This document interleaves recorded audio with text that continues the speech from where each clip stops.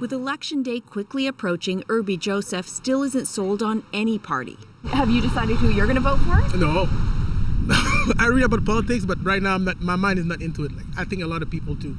Throughout this campaign, François Legault's coalition Avenir Quebec has been far ahead in the polls, with the four other main parties, the left-leaning Quebec Solidaire, the Conservative Party of Quebec, and the once dominant Parti Québécois and Quebec Liberals locked in a battle for second place. I voted for Parti Québécois. Irène Lamarre voted in advance for the sovereignist PQ. The French people here in America are almost a lost cause, and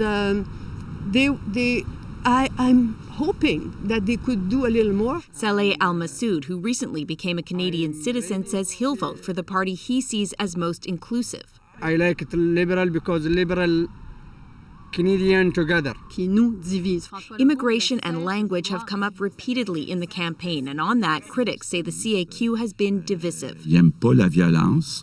François Legault apologized after comments he made linking immigrants to extremism and violence. And was on the defensive again when his outgoing immigration minister falsely stated 80% of immigrants don't work, speak French, or adhere to Quebec values. It's an error, an important error. I regret that. We've talked a lot about immigration levels, but if you ask Quebecers what is most important to you in this election, immigration is way down the chart.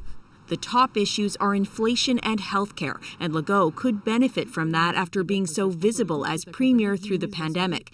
This analyst says other parties will need to ensure their supporters vote despite the CAQ's lead in the polls. It can go that people will not bother to go and vote, or it can go that if people are confident that the CAQ will get elected, they will go out and vote to send a message to that future CAQ government, just to say that this other party is worth, listening to as well, and to kind of humble. Allison, elections in Quebec have often included conversations about sovereignty, but there's been a real shift this time around. Yeah, we've seen a shift in Quebec politics away from that debate between sovereignty and federalism and more towards a left-right divide. The CAQ has positioned itself as a nationalist party, pushing for more powers for Quebec within Canada. And the two parties that really dominated Quebec politics for decades, the Parti Québécois and the Liberals, have really struggled to gain momentum in this campaign. And with Quebec Solidaire on the left and the Conservative Party of Quebec on the right, Quebec voters have several other options to choose from. All right, Allison, thank you. You're welcome.